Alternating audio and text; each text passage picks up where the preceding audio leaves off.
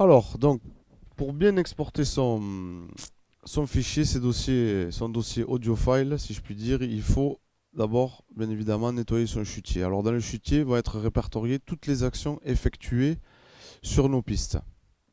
D'accord, vous voyez que sur mes overheads, il y a pas mal d'actions effectuées. Alors, on va aller voir. Ils sont mes overheads. Ils sont là. Donc, on voit bien chaque action, hop, qui est répertoriée, si je puis dire, dans notre chutier.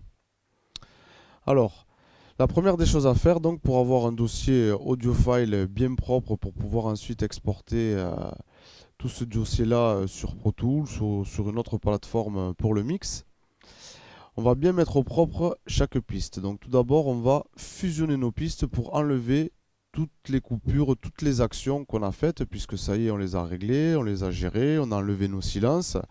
Et maintenant, on va pouvoir donc remettre quand même des blocs vides, bien évidemment, où il n'y aura pas de son dedans, entre les notes et entre les parties découpées. Donc, je vais venir là sélectionner ma piste. Je vais venir sur région et fusionner. Hop. Donc là, on voit bien que toutes mes coupures ont disparu. Où c'est que je vais le réaliser encore? Hop, ici aussi sur mes overheads. Je vais les sélectionner. Hop, je fusionne. On voit bien que toutes mes coupures réalisées sur la piste s'en vont. Est-ce que j'en ai d'autres? Non, très bien. Et ensuite, bien évidemment, il faut recaler nos régions au départ. Voilà. Donc, mettre tout le monde à zéro. Hop. Pour que,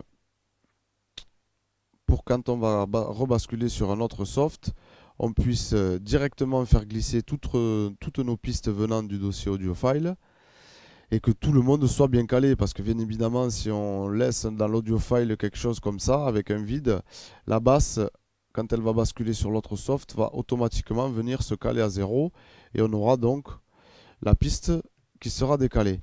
Donc là, je vais lui rajouter ce blanc virtuel. Pour la fin, peu importe. Mais pour le début, c'est donc très très important de venir remettre toutes nos pistes à zéro. Donc là, vous voyez bien évidemment qu'il y a du blanc, mais elle partira qu'à partir de la 19e mesure, on aura ça qui rentre en compte. Voilà, donc une fois ça effectué, vous pouvez revenir sur votre chutier. Alors pour les ouvrir, toutes nos petites flèches, vous maintenez Alt, vous ouvrez la flèche et toutes les autres vont suivre pour avoir tous les petits onglets d'ouvert, toutes nos pistes. Vous allez dans l'édition, vous allez sélectionner les inutilisés ou Shift U. Et là, on voit qu'il vient nous sélectionner donc quelques parties qu'on n'utilise plus, puisqu'elles ont été fusionnées.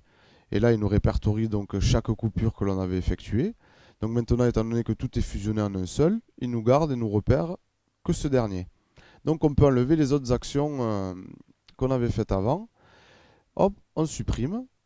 Et voilà. Et là, je me retrouve donc avec un chutier bien propre qui ne concerne que les pistes que j'ai à l'écran et non pas des actions que j'aurais effectuées à l'intérieur de ces pistes, étant donné qu'elles sont toutes fusionnées et d'un seul bloc. À partir de là, il me suffit de venir dans Fichier, d'enregistrer une copie sous. Alors, là pour nous, Mariana, bien évidemment de copier les fichiers audio externes dans le dossier du projet pour vous retrouver avec vos audio files. Hop, et de venir enregistrer tout simplement votre dossier. Comme ça vous permet en fait d'effectuer un bounce tout simplement, mais en pistes séparées. Et non pas un bounce sur un seul et même fichier Wave ou sur un seul et même fichier MP3. Ou alors de devoir bouncer chaque piste en mettant solo, faire la première, la deuxième, la troisième, etc. Et avoir 40 bounces à faire pour une seule session. Là, en une fois, on va pouvoir donc se retrouver avec toutes nos pistes. Hop, voilà, donc c'est fait.